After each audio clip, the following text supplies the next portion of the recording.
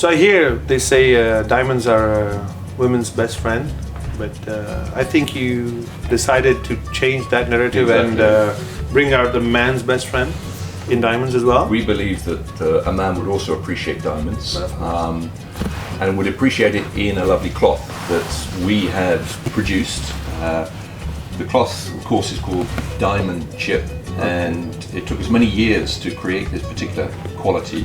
It's a combination of Super 150s wool mixed with silk, and then of course the magical ingredient are diamonds. Now, we bought the diamonds ourselves from Antwerp, which is a well-known diamond centre, and we literally crush the diamonds, and during the spinning process blow in the diamond dust. So yes, within each cloth there is an element of diamond dust. It provides a little bit of a shine. It does. It has a very unique shine. It's not like the regular silk or satin that we see. Yeah. It has that, but it's not coarse.